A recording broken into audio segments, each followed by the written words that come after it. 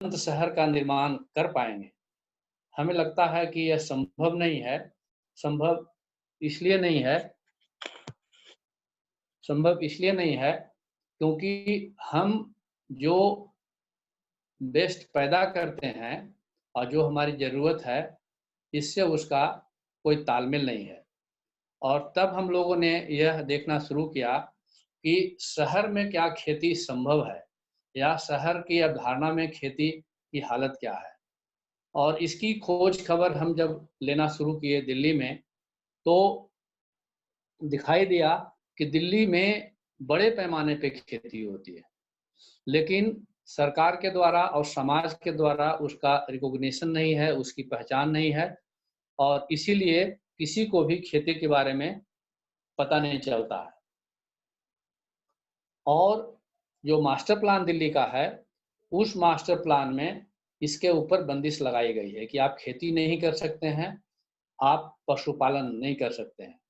लेकिन आपको खाने की ज़रूरत है और साफ-सुथरी और तरोताज़ा खाने की ज़रूरत है।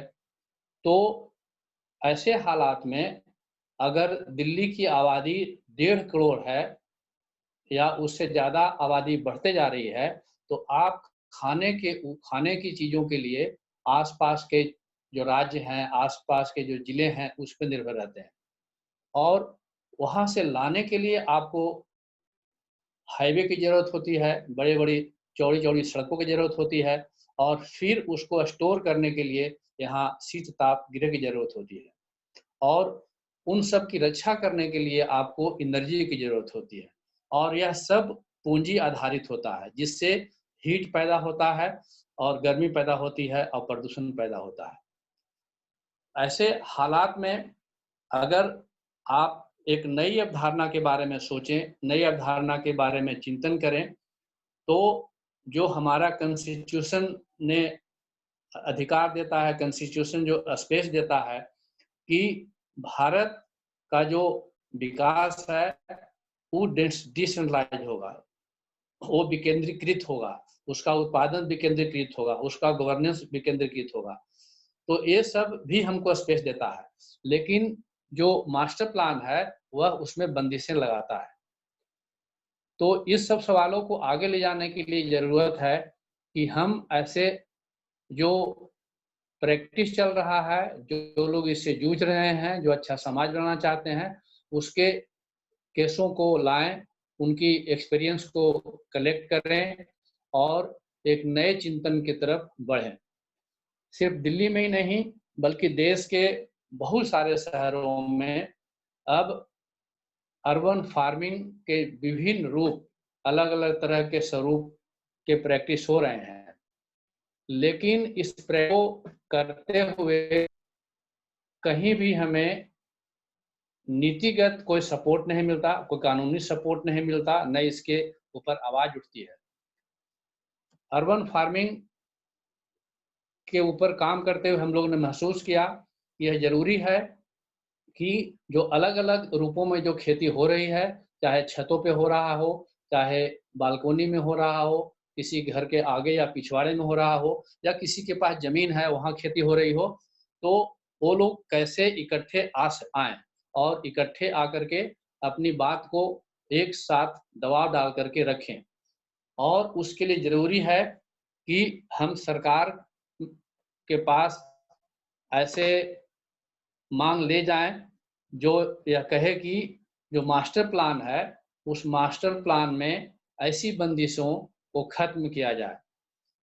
जब हम जब हमारी सरकार यह कहती है कि हम बहुत विकसित हो गए हैं तकनीक और विज्ञान के रूप में, तो बहुत ही आसान तरीका है कि अगर 5,000 लोगों को रहने के लिए अगर कॉलोनी विकसित करते हैं, स्कूल विकसित करते हैं, हॉस्पिटल विकसित करते हैं, तो उनके खाने के लिए क्या व्यवस्था करनी पड़ेगी। मास्टर प्लान में उतनी जगह छोड़ी जा सकती है और वह जो जगह है, वह स्थानीय लोगों द्वारा मैनेज किया जा सकता है।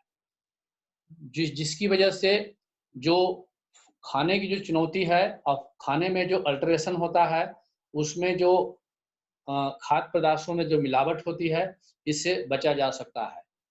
हमें लगता है कि अर्बन फार्मिंग वो स्पेस दे सकता है या दिया है, जिससे पूरा समाज जूझ रहा है। आप में से बहुत साथियों को मालूम है कि जब सोवियत संघ कोलैप्स किया था और क्यूबा उसके ऊपर डिपेंड था, तो अचानक क्यूबा की हालत खराब हो गई और उन्होंने अर्बन फार्मिंग के आइडिया को लेके आगे बढ़ाया। आज क्यूबा जो है वो पूरी दुनिया का वन ऑफ द हीरो है अर्बन फार्मिंग को लेकर के।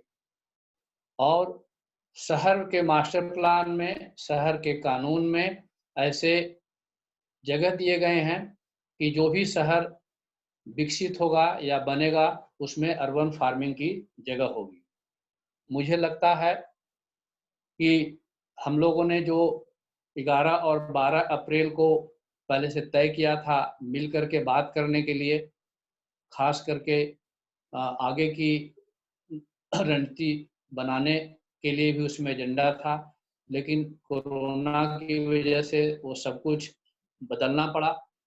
लेकिन अभी भी देर नहीं हुआ है, कोरोना ने बहुत दुखदाई परिस्थिति पैदा की है, इसके बावजूद भी एक मौका भी दिया है। कोरोना ने ऐसे सोचने के लिए मजबूर किया है कि आपको फ्रेश और ताज़ा खाना कैसे खा सकते हैं, जिससे कि आपका जो जीवन शक्ति जो है, आपका जो ऐसे मौके पे लड़ने की ताकत जो है, वह बना रहे। और इसके आप डिस्टेंस से मतलब स्लो चल करके कैसे एक जगह से दूसरी जगह पहुंच सकते हैं, फास्ट जाने की ज़रूरत उस तरह से नहीं है। तो कोरोना का जो संकट है, वह संकट से लड़ते हुए हम एक नए तरह के समाज के निर्माण के लिए भी सोच सकते हैं। मैं अपनी बात यहीं पे समाप्त करता हूँ और सभी से अपेक्षा रखता हूँ, आग्रह करता हूँ कि ये 4 दिन की चर्चा के बाद हम लोग कोई न कोई आगे का रास्ता निकालेंगे, ताकि एक नया शहर की अवधारणा को हम आगे बढ़ा सकें। धन्यवाद और पुनः एक बार स्वागत। निशांत। शुक्रिया राजेंद्र जी।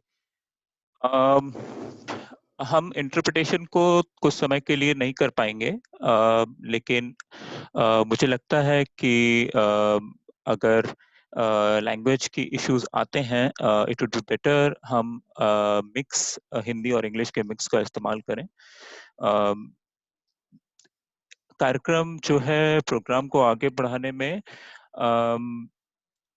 we as PRC we did research on urban agriculture in Delhi for last 5-6 months, and we came up with a detailed report on the forms of urban agriculture, the kind of communities who are involved, and a lot of dynamics of it.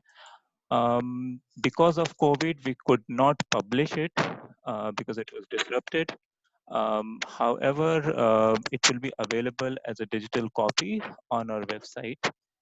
And so this is the launch of that report in a sense.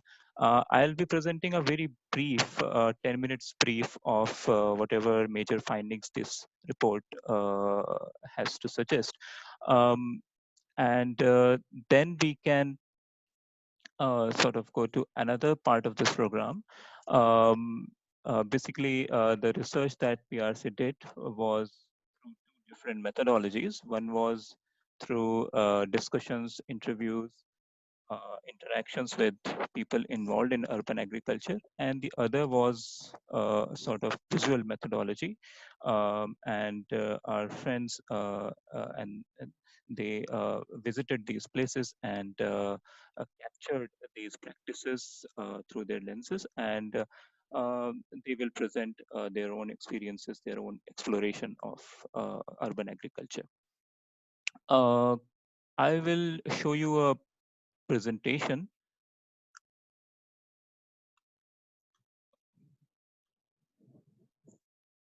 And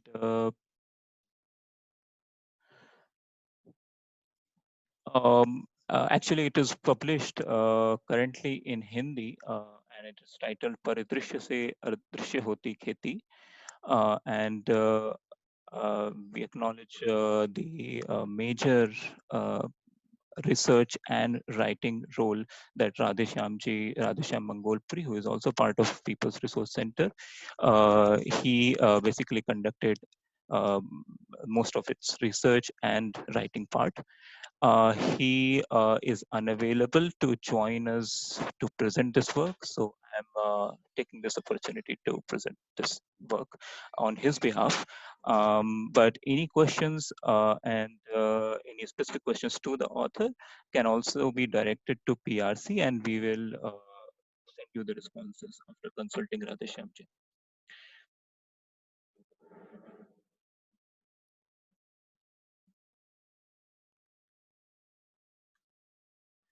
Okay.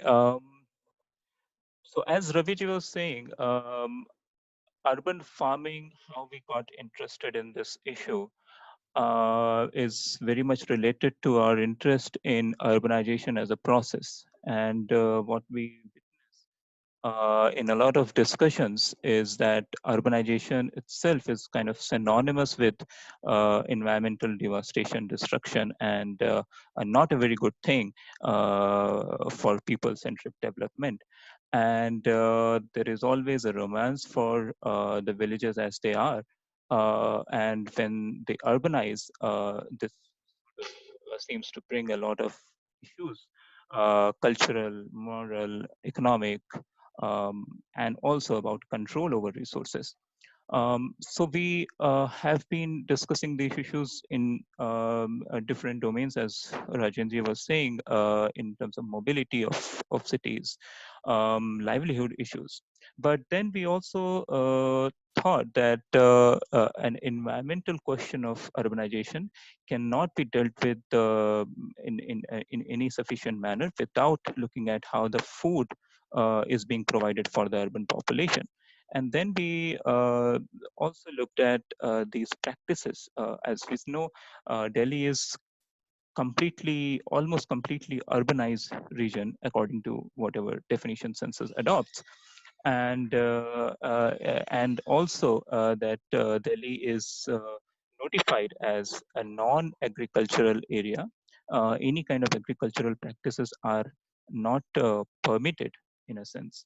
So we thought it would be interesting to know what kind of farming and food production in the Delhi city region is happening, and if we can just produce a very preliminary, very basic survey of these practices.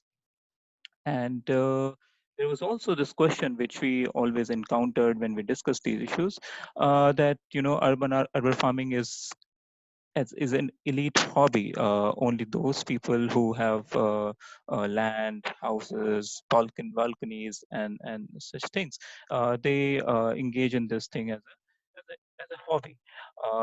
It can't provide for the food needs of a whole urban population such as of Delhi. So it made us sort of rethink whether the urban farming is a hype, is a fashion, rather than a substantial thing in sustainable urbanization debate. So with these questions, curious appetite, we entered into this domain. And we first tried to understand what do people mean by urban agriculture, and we found that urban agriculture has just too many definitions, and every author, every uh, group, community has its own idea of what will consist of urban in the urban agriculture. So we went with a definition which is broad enough, which is that any kind of agricultural practices in and around the cities, including the peri-urban agriculture, including the terrace farming, including the community farming, including the farming in farmhouses, and other such forms. And what particularly we found very distinctive about urban agriculture was that this should produce for the city region where it is located, and it should use the resources which are available in the city region, including the human resources. Um, and with this sort of criteria, when we looked at Delhi, we found that much of urban agriculture is basically a livelihood strategy, which is done by migrant laborers and farmers who have this skill which they have earned in their rural settings, and they basically use this as a livelihood strategy where their skills are also appropriately utilized. And this is also a food security strategy for a lot of urban population who grow their own food and control the environment in which their food is grown. But there was a kind of sensitive issues involved in this. For example, a lot of governance, as I said, Delhi is notified as a non-agricultural area. So a lot of governance of urban farming is very fuzzy, and which the authorities very frequently use to harass those who practice it. Now I'm coming more directly to the report that we have published, and I will just quickly go through the contours of our findings. You are always suggested to go to the report, and because it's full of rich narratives of people, so it's very difficult for me to present in its and do justice to the report in this presentation. Um, a major section of the geography of urban agriculture in Delhi is in Yamuna floodplains. And as some of us know that Yamuna enters from Palla village in north, and it sort of leaves the Delhi's administrative boundaries in Jodhpur in south. It's about 48-kilometer stretch. And the farming which happens in these floodplains is often seen as very, as some kind of problem, because Yamuna is very one of the most polluted rivers in the world, and if there's fruit grown on its banks, it must be polluted. And with that kind of perceptive nature of kind of problem with food production in Yamuna floodplains, there have been issues from NGT to put a stop on any kind of farming activities in Yamuna floodplains. There are also land entitlement issues in this terrain, and because the land titles are quite old and they have been transferred from government agencies to different government agencies, and not much clarity is there with the original farmers who own the land. And that has created a lot of issues and confusion among the people about the ownership, actual ownership of the land. Much of activity, agricultural activity in this terrain is basically done by farmers, migrant farmers who uh, take the land on rent and pay an amount to the landowner, and they sell their produces in the market. Um, and they live on the field in small hutments. There are no permanent structures in this terrain. While that has been one of the grounds for demolition of their jhuggies very frequently in last decade or so. An NGT order is basically, it directs to demolish any permanent structures in the Yamuna floodplains because it is harmful for the ecosystem of the Yamuna floodplains. But these people, these farmers, these tenant farmers, do not build any permanent structures because they are always at the risk of getting demolished. One of the some of the produces that they frequently grow is vegetables of all kinds and fruits, and a lot of variety of flowers are also grown. Um, then we also sort of looked at the people who used to farm and who own the lands, but they either rent it out for tenant farmers to do the farming, or they uh, they do engage in the agricultural activities, but with very different in a very different kind of setting. Uh, and one of the very important insight that we got from a landowner in Kirari area in Delhi, he said that we are no more interested in farming because it is completely ghate ka sauda. And those migrant families who come from these states, UP, Bihar, Jharkhand, they take land on rent and they cultivate the land. We are no more interested, nor our sons and daughters and family. um, and there are one is about the reduction of this kind of loss of interest in agriculture because of economic reasons and so on. But there is also a very real hostility that they face because of loss of the resources required to do agriculture in a meaningful way. um, and those who are still kind of sort of adventuring into agriculture are using new methods, new technologies, so that they whatever they produce becomes becomes profitable. And one of the very refreshingly new commodity which is being produced in the peri-urban Delhi is mushroom. Other kind of farming activities going on in farmhouses. Farmhouses, it could be, I mean, the only distinction between farmhouses and the large fields we could identify was that the farmhouses were walled and the fields were not. So these are basically used by entrepreneurial farmers who are experimenting with the land and with the techniques, and they're producing multiple varieties of all kinds of vegetables, fruits, um, and they're also experimenting with the sort of irrigation techniques and providing different kind of environment to expedite the production process and so on.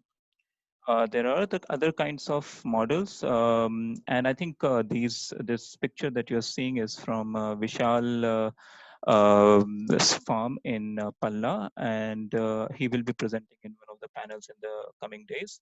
And similarly, Kapil, who will be presenting tomorrow, we visited his farmhouse and we learned about his model, and which is about he rents the land to those who are interested in growing organic food, and they can grow their own food, or Kapil and his team can also grow their food which they can use and consume. And he also works with terrace gardeners, so there are a lot of farmhouse very interesting models of farmhouse activities going on in Delhi. um, then there are people who are doing the rooftop farming, terrace gardening, and kitchen gardens, and so on. And there is another fascinating variety of things which are grown there. People experiment with bonsai plants of all kinds, cactuses, fruits, vegetables. And the distinctive thing about rooftop farming is that the families or the person who is doing the rooftop farming is doing it for his own uh, peace of mind and connecting with nature, and for his own consumption rather than a for-profit activity. Then we also met and interviewed and discussed in detail with farm laborers about their conditions. Um, and we one of the interesting things that these people told us that they want to do farming definitely, but they can't because their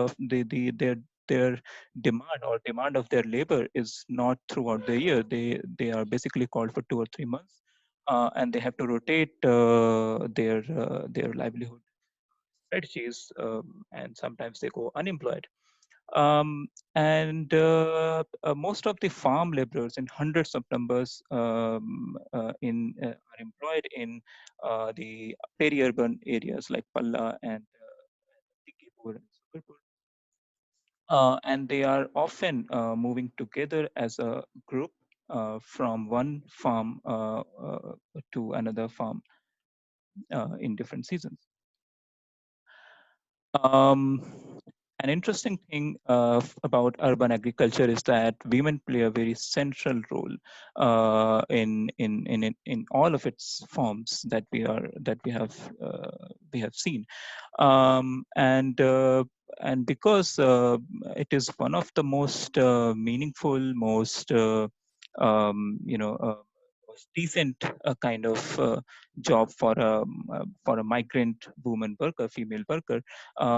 There's kind of interest to take up this job, and wages are of course low, but comparatively, comparative to whatever wage rate is there in the society, it's not too bad, as they told us. And also, for many of the women, their husbands are either unemployed, so this gives them a sort of support to run the households. And as we see in the literature, which I will not go into the detail right now, but we see that across the continents, across the geographies, there is hugely, greater representation of women in the workforce.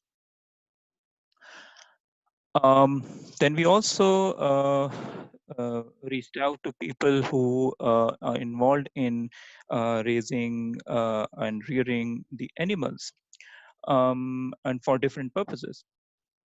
And one of the interesting things that Delhi has witnessed, and maybe other bigger cities would also have seen similar trajectories, that dairy and farming are now two very different, separate industries or occupations, and a lot of dairy industries which used to be inside the city limits, they are pushed outside the city limits from time to time, from one master plan to another, and there is no holistic planning for dairies, and and the disconnect from the agricultural activities is there. And if you look at the small scale animal rearers, they face a very different kind of difficulty. For example, with urbanization, the nature of neighborhoods, the kind of pressure on land and on housing needs of different neighborhoods is varying, is changing, and with that, it becomes very difficult for people to rear animals like pigs or goats. And there is sort of contempt discussed towards people and towards the animals from the neighbors in an urban setting. In Delhi, surprisingly enough, for many of you, I hope, there's a community of fisher folks who regularly catch fish in Yamuna. Yes, and Yamuna, not in the polluted part of Yamuna, but there is an upper stretch of Yamuna which is quite clean, and not just visibly, not just in terms of parameters, but quite visibly visit that place. And these people live in the stretch upwards from the Jagatpur Bajipur part, in Delhi, and towards Palla.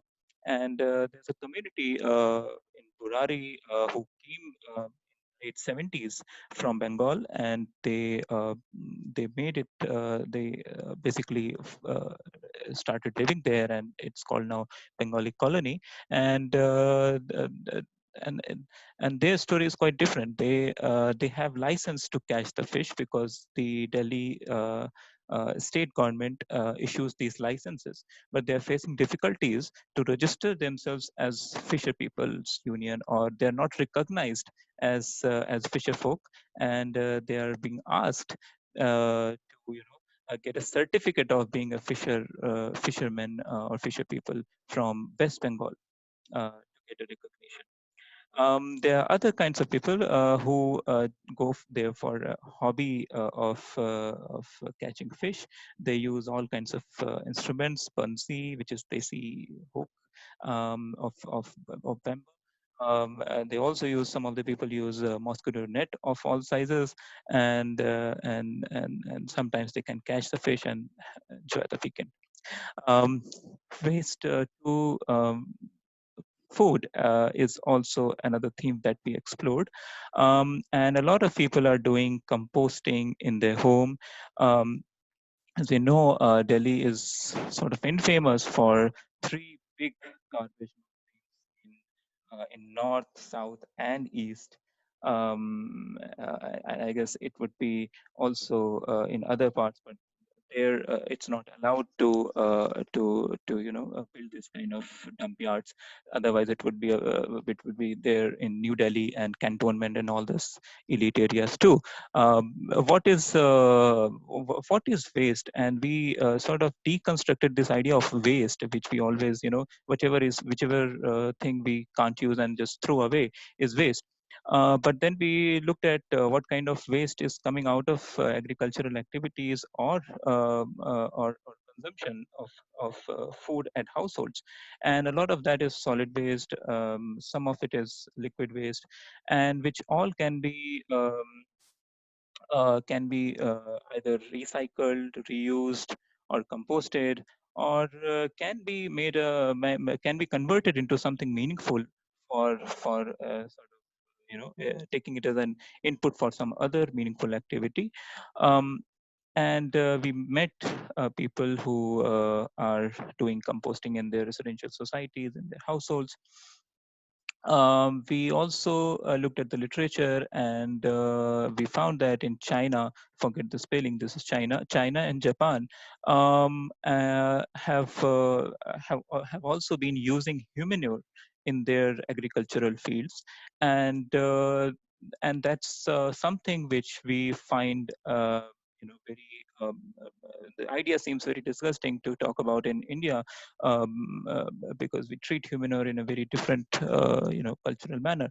And I guess in the last day, on April 30, we have a speaker, Sopan Joshi, who has written a very wonderful book, Jal Thal or Mal, who would be talking about the idea of humanure and its relationship with land and with our own thought processes, and that would be a very good discussion. You can join there. Um, and uh, and and the idea that the waste has still a lot of organic component, which can be converted into a good amount of useful energy, and people are using it. That seems quite fascinating. Um, we also looked at the market linkages of food production, which is happening in Delhi on terraces and on fields. And we found that there's a sort of hierarchy of markets, which is also, I think, the case, should be the case in other large Indian cities. That there's Azadpur Mandi, which is like a very agglomerate kind of market body, and it gets supplies from neighboring states, because Delhi has very little amount of supplies coming from within the state boundaries. And there are smaller markets, or what we call weekly hearts, in different neighborhoods, in different streets, in fact, on different days, which are assembled by and who get their vegetable producers and all these things from the farmers in the areas that we just saw. Um, in the organized market, the farmers complain that their access is quite limited. First, that they are not recognized as farmers, so it's very difficult to get their prices and all that. And the organized market has its own uncertainties of prices, and there's a control how much and in what prices and all that. Um, I guess we should end this presentation now, and the things we are now the farmers in Delhi are struggling with are some of it we have discussed. One is about whether they are farmers or not. The question remains, and the farmers, fisher folk, and even with the some of the terrace gardeners also, because there's no policy whether you can do terrace gardening or not, because there's no action taking on these activities. It's just assumed as allowed. There's no policy for that, and so there's this question of to be or not to be for every urban agriculture practitioner in Delhi, and it has allowed a lot of adverse orders, adverse actions from authorities, without really looking at the impacts or at the contribution of agriculture. And also, a lot of farmers complain that living in the city or near the city should basically be beneficial for somebody who wants to grow the food, and which is being supplied to people in cities. But ideally, it should benefit the urban farmers. But for most of them, or for all of them, the urbanization has really not benefited their activity in any sense. For many, it's a problem because they can't sell their land, and because if they sell a part of their land, the whole land will be transferred to the state in many of the villages, urban villages. Um, and there is oncoming dangers which farmers talk about, and which is the land pooling policy and such stuff, which is, they are apprehensive at least that it will be an instrument for real estate developers to get hold of their lands, and at least part of their land, and build the the transform urban villages in a very different form, rather than benefiting agricultural activities. So I guess this is what we understood in this research. There's a lot more, but I can't do justice to that in this presentation. I would share the report and the study findings over email, and it will be available on our website. Radheshyam Mangulpuri, as I said, he is the lead author. Me and Rajendra, we provide a lot of research support to this. There's also research support from Anita Kapoor, Arjun Singh, Mohini Singh, Nanu Prasad, and Sunita Ji. And as the next session will show, Joe and Avikal also helped us very benevolently by accompanying us on some of these visits. Thank you, Rajenji. I think we can switch to the next session now.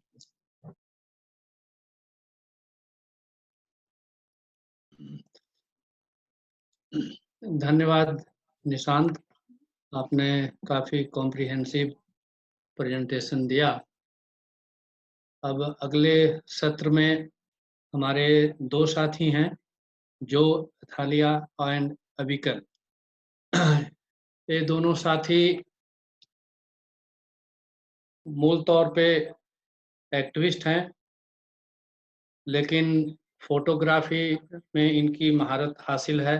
जो एथली centre for financial accountability के executive director हैं, और अबिकल student है Jamia Millia institute में mass media में।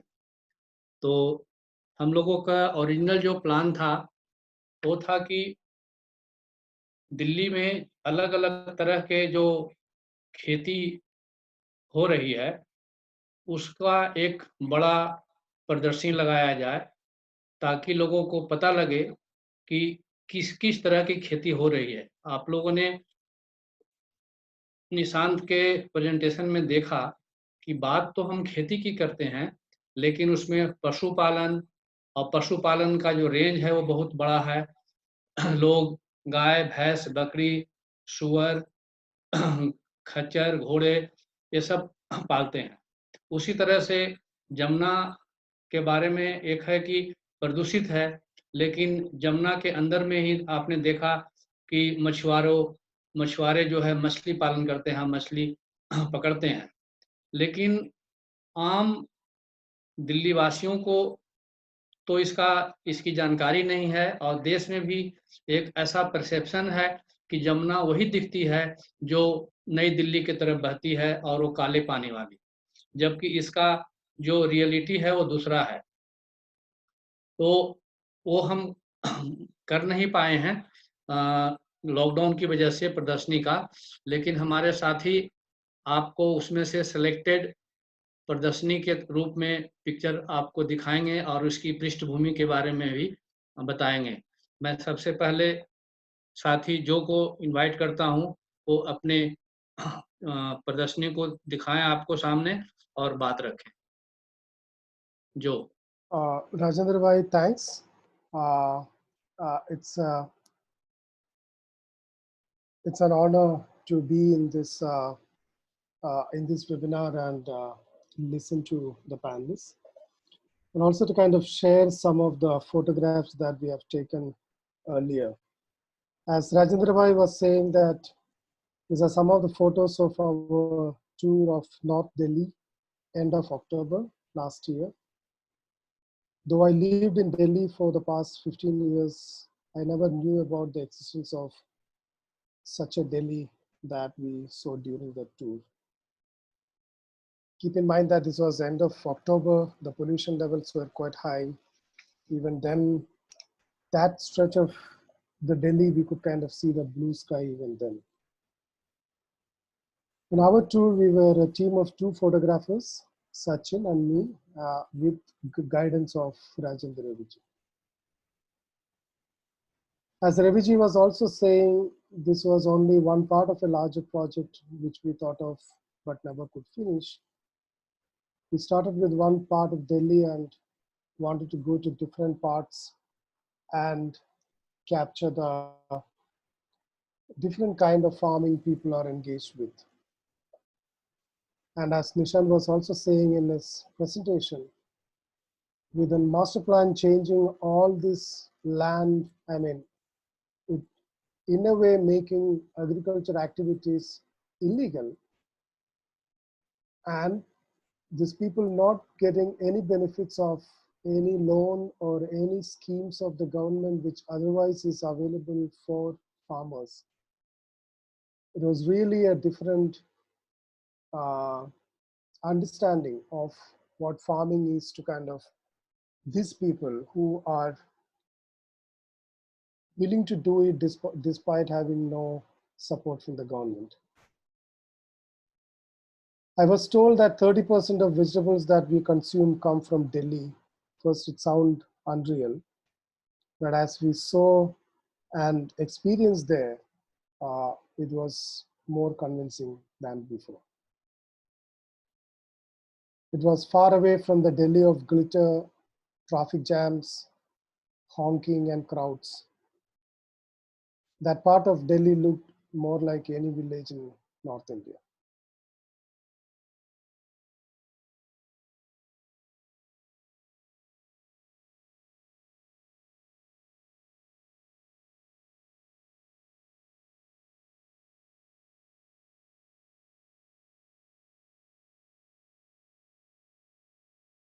Some of these photos you might have already seen in Nishan's presentation as well.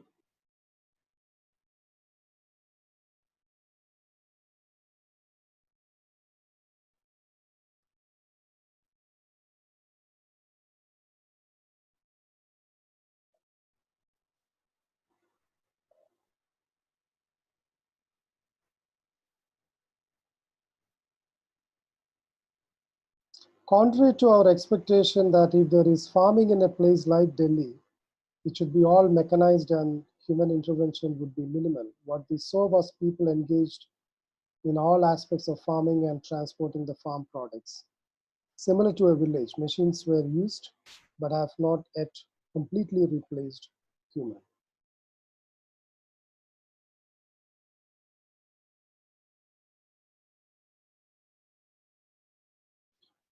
During our visit, it's not just farming that we saw. We saw also a wide range of birds there in the fields and in the wetlands.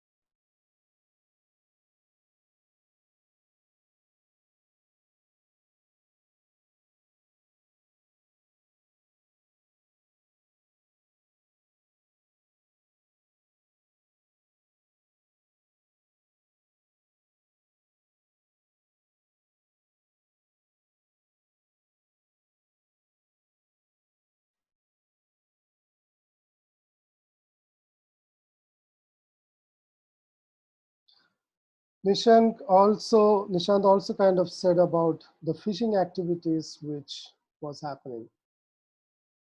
We have seen fishing both on the boats and people using hook and doing it. We have seen a few people using hook while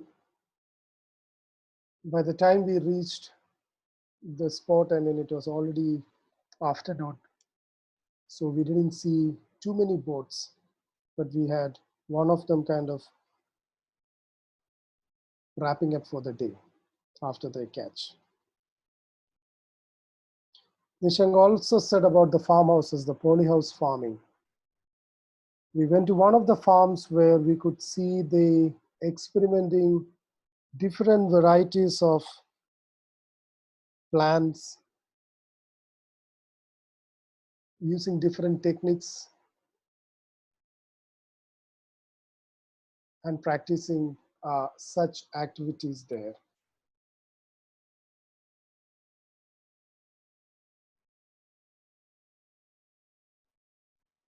Not just the traditional farming we are talking about a more planned, quote unquote, modern scientific way of farming also we could see in Delhi. The harvesting, Nishant told about this. Most of the people engaged in farming, as also Nishant was saying, were the ones who took the land on lease from someone else and was farming. We met laborers who were harvesting paddy who came from Bihar, and also people engaged in mushroom farming from other states.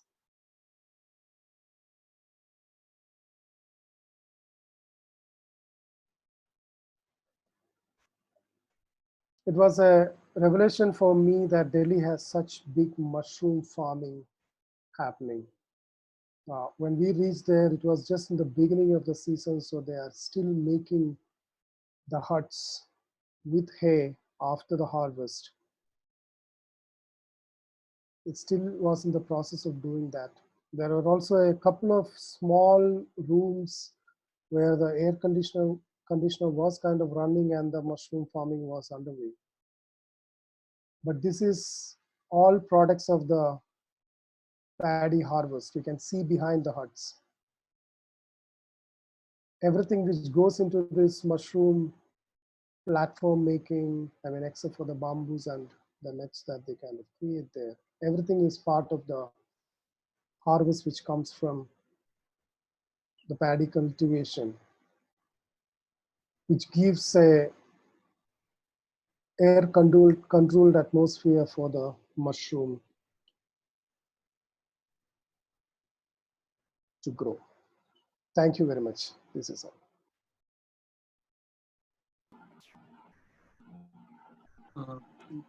धन्यवाद। जो विकल आप प्रस्तुत करें। जी। Hello everyone, I am Avikal Parasheri. I am a student of mass communication from Jamia Millia Islamia, and I have been volunteering with the People's Resource Center for the past 1 year. And so like all of the things that have been said and shown this is just a repetition of it, but then the story, the context of it is a little different. So the story है वो ये है कि since I come from a corporate background, I've been working for 2 years in a corporate firm, and lived for like 6-7 years in Delhi, and realized the urban imagination of the future where we're going. तो ये जो एक बदलाव है context में, वो एक नया एक्सपीरियंस था. As a student of mass communication, it's very important for me to look at things from different angles, from different lenses, and this experience to look at things like farming, which is basically invisible in Delhi, was a different experience. So I'll share some of the glimpses of the story. So I went for multiple times, and this process started from October, and I took a lot of my friends to visit the places. Afzal Adib Khan and Sajjan Chawla were amongst the two who helped me a lot in getting these pictures done. So the experience part of it was very different. I'll show some of the photographs. So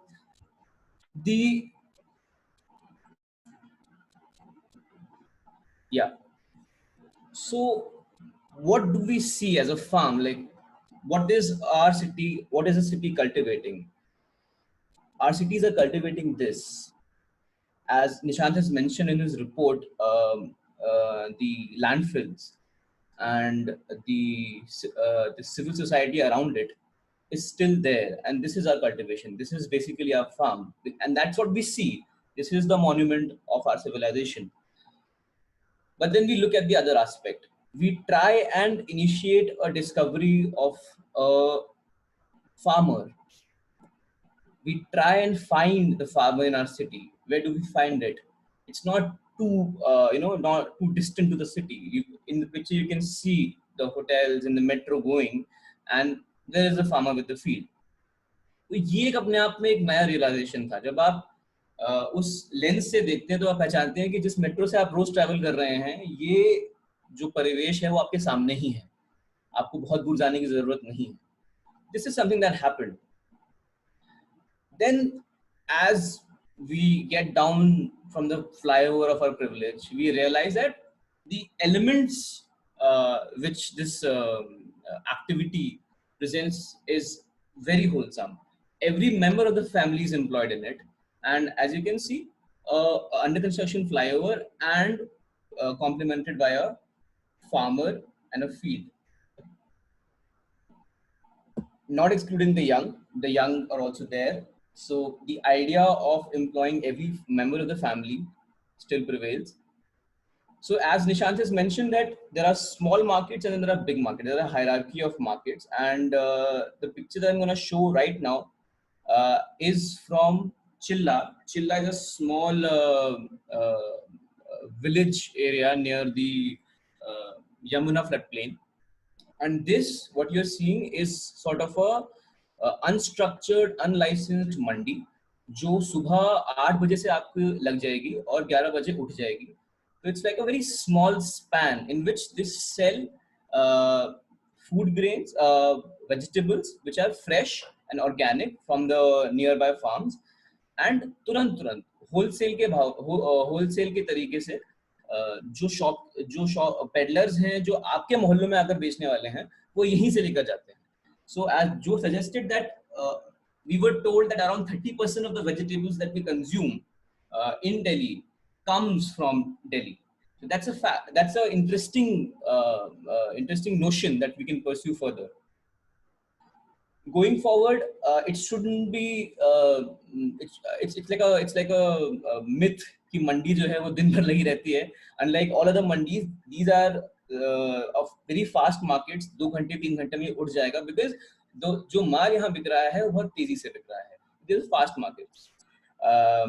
Again, flowers, not just vegetables, not just crops. We are also in the business of flowers.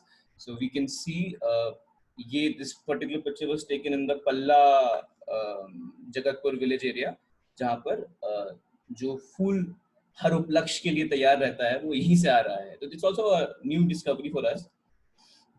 again the big markets, the जो बड़ी मंडियां हैं, जो Azadpur market है, वहां पर भी there is an allocation for people coming from the inside of Delhi.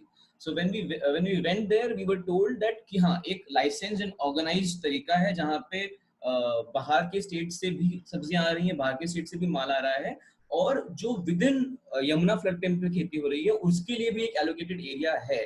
It's not recognized, it's not licensed, but then they sell it. That's there.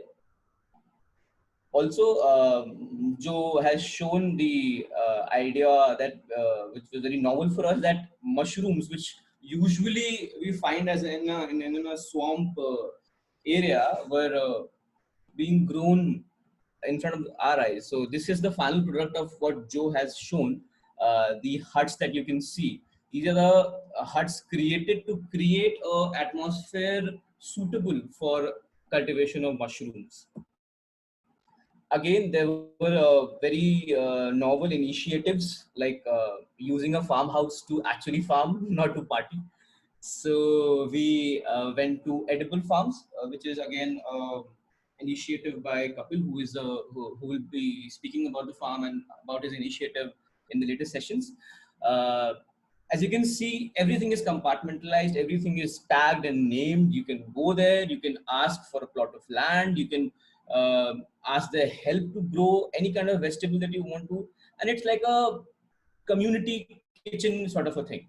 You can go there, your area will be allocated and marked, and you can do your own farm. So when we went there, we found a lot of people enjoying the activity. We found the people helping them from the foundation side, and this is what it looks like. This is precisely it. The what do you call it? The other side, the alternative side of farming, not just a field farm. You can also use the farmland inside the city's vicinity, that is the farmhouses. Something like this can also happen. Again, so when I proposed, so also a little bit of context, I proposed these photographs as my college project also. And when I told my teachers about this, they were startled by the fact that something like this can happen in the vicinity of Delhi. And they were also questioning the fact that Yamuna mein kahan se machli aa gayi? Because that is what we imagine, that is what we understand कि यमुना का पानी इतना गंदा है कि वहाँ पर habitat ही नहीं है किसी aquatic life को sustain करने के लिए. But then the truth is otherwise. That is what you see. The upstream, the north part of Yamuna is full of fishes, full of birds, as Joe has shown, and we saw a lot of fish folk there. There are issues, of course. There are social and political issues and economic issues around how they function. But then this is the reality part of it, and I would urge all the attendees to think of all of this as something which is, it is not aligning with our idea of future of cities, and that is the best part. This is what challenges our idea of the future of cities. Now, again, so when we went to the when we closer to the proximity of these fishing techniques or fisher folks, we realized something like this. People are not doing it for profit or for sustaining their lives or for economics or business. It's their hobby, it's their passion. People have been doing fishing for a lot of time, right? And something like this is what we observe. These are licensed people who fish for as a hobby, and you can see the apparatus used, which is very sophisticated. There's a bell, small bell, which can actually signify that something has been caught in the wire or the thread that you're seeing. And behind, in the background, you can see the signature bridge, which is at present the allegory of what kind of hobby or what do you call it, the tourist attraction that we are going forward for. The 1800 crore project making thousands of crores of selfies, but then in front of it we see a hobby which is have been there and will always be there, preferably, and it is a stark contrast of the two types of interests and hobbies. Going forward, we also discovered that animals and humans can coexist in the urban vicinity, and a picture that you've already seen in the report from the Gautam Puri locality. Um, a lot of pigs and a lot of goats, uh, animal husbandry, and the kind of way that they coexist with the human life in the human habitation, with of course their social contextual problems, but then the possibility of such a scenario is what we see here. Now, I would part and I would complete the presentation with the final picture of mine that I took. What is the family of a farm? How does it look? And this is something that it, signifies everything in one frame, all the family, all the elements, with a background of the urban life signified by the metro. And from right to left, we see every member of the family employed in the same activity, employed in the same place, signifying the fact that a lot of people are dependent and a lot of people are enjoying what they're doing. So that's my final note to it, and thank you for this opportunity, Raviji. Thank you so much. धन्यवाद अविकल, और पुनः धन्यवाद जो। अभी हम लोग विलंब से चल रहे हैं और मैं माइक निशांत को देता हूं, वो आगे की प्रोसीडिंग करेंगे।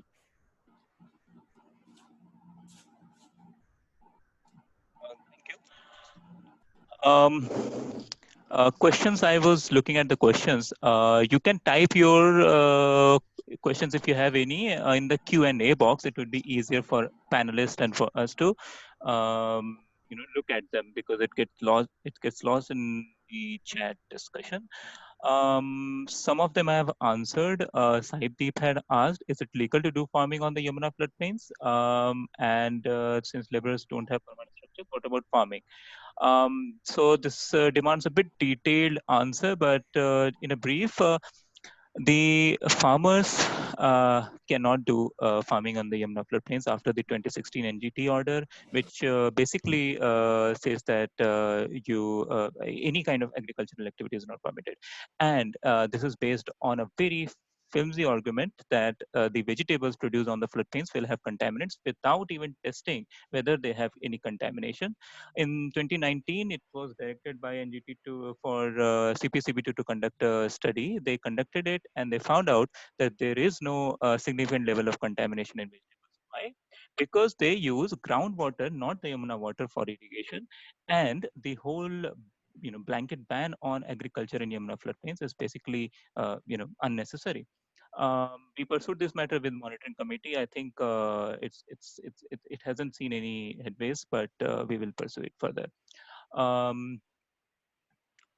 Is there any institute where the migrant laborers need to register, provide them with employment opportunities? How does one tap into them?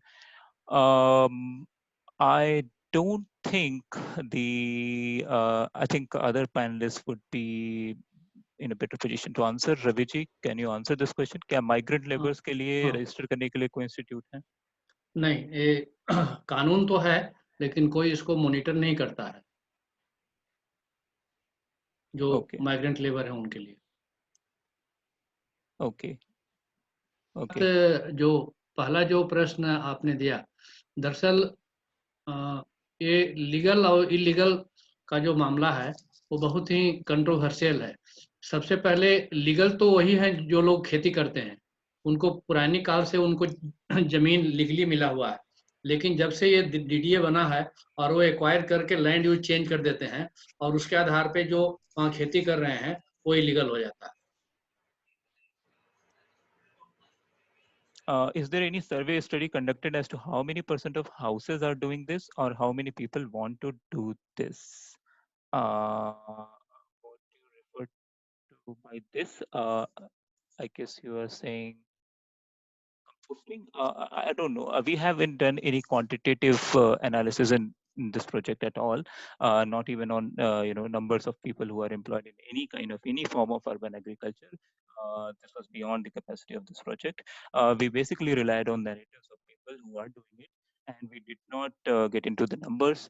इसमें मैं थोड़ा ऐड कर सकता हूँ कि चूंकि जो भी मास्टर प्लान तय कर देता है उसके आधार पे ऑन रिकॉर्ड खेती नहीं दिखती है और उसका डाटा लेना बंद हो जाता है। जैसे दिल्ली की बहुत बड़ी आबादी जो है वो अपनी ज़मीन पे खेती कर रही है, लेकिन मास्टर प्लान में उसके लैंड यूज चेंज कर दिए गए हैं और इसलिए उनका डाटा आपको नहीं दिखेगा और उनका सर्वे का डाटा रखने का कोई प्रावधान प्राइवेट इंस्टीट्यूट के पास नहीं है, जो भी और सरकारी अधिकार के क्षेत्र में है।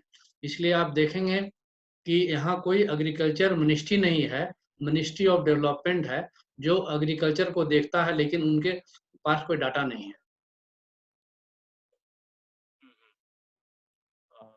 Then I think in terms of discussion, Anubhav sort of responded to the question. Yes, Anubhav has published a good amount of research on the land entitlement issues in Yamuna floodplain. So I think he would be in better position to talk about these issues when he will be sharing his presentation day after. Um, and, uh, and are there any other questions? See. Are there any questions in the chat? Let me see.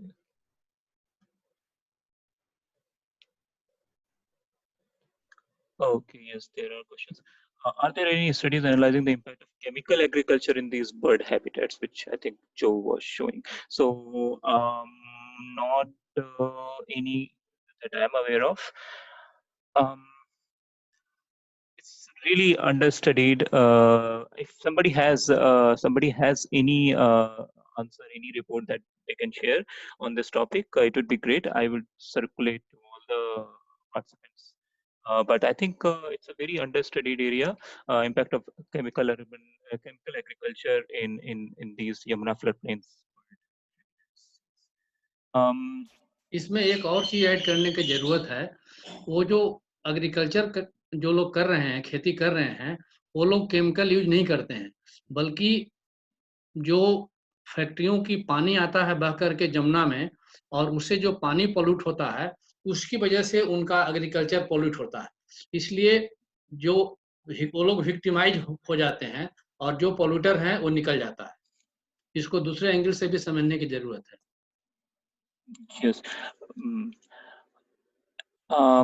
And there's a question in the Delhi study. Have you done any quantitative assessment of how many farmers engage in solid waste management? Is it common or only done by some people? Also, are there any government schemes? I think there is no government scheme for urban farming specifically. And unfortunately, we haven't pursued this with any of the Delhi government departments on this matter. But I think they should really bring this into their focus. And I don't think there is any quantitative assessment done by us or by any other people on solid waste management practices, their magnitude, their other details. I don't think that's available for Delhi. I think, okay, there are more questions.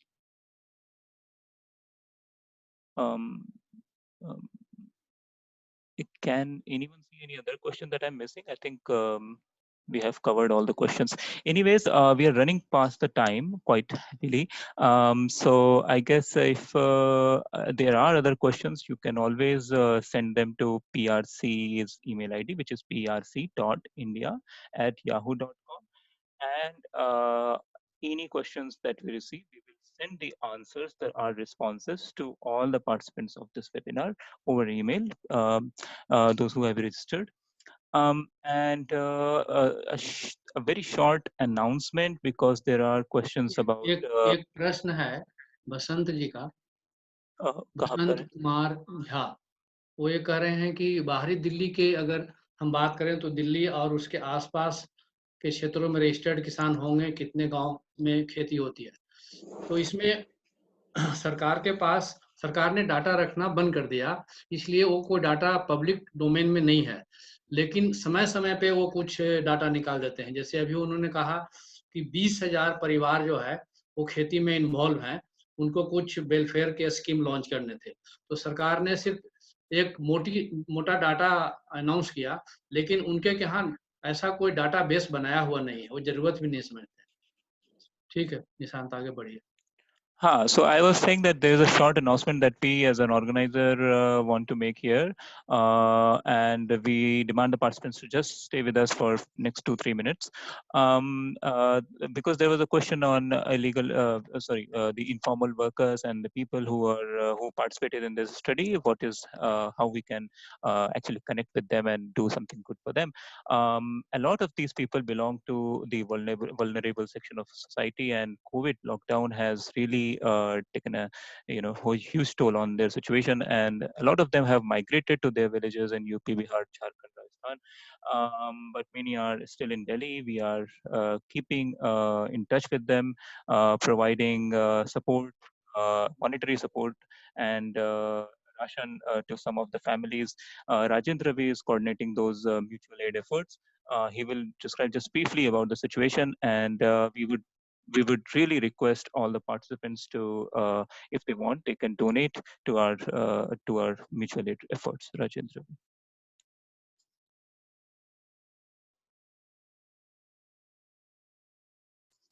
कुछ कहना है क्या? हाँ, आप अगर situation के बारे में थोड़ा ब्रीफ में बता पाएंगे आप? हाँ, जो लोग भी खेतों में काम कर रहे थे और बाहर से आए थे, वो सब फंस गए हैं लॉकडाउन की वजह से। तो उनके जो भी अपने बचे हुए जो पैसे थे वो सब खत्म हो गए हैं। तो हम लोग उनको ड्राई राशन वगैरह दे रहे हैं। जो महिलाएं काम करती थी उनका काम छूट गया है, तो उनको भी हम लोग मदद कर रहे हैं। तो लगभग अभी तक 300 परिवारों तक हम लोग पहुंच पाए हैं। तो जो लोग भी इसमें मदद करना चाहते हैं उनसे हम अकाउंट वगैरह शेयर करेंगे और वो डोनेट कर सकते हैं। We will circulate that information over email. I guess we should wind up today's discussion. There were some issues about interpretation in the starting of the meeting. We are sorry for that. And thank you for joining us. There will be another webinar session tomorrow at the same time, 3 p.m. We'll try to wrap up that within time. And that will be on framing the farming, basically touching the contours of urban agriculture, what it means in forms in various cities. And we have a panel of speakers: Dr. Lakshmi Unithan, Kapil, and Mansa from the Hindu. And it will be moderated by Basant Samsiria, who is one of the national conveners of NAPM. Join us tomorrow, please, and the day after, and for all the sessions. Thank you for joining. We will share all the details, all the reports, all the things which came into discussion over email. सभी भागीदारों को धन्यवाद। कल फिर मिलेंगे।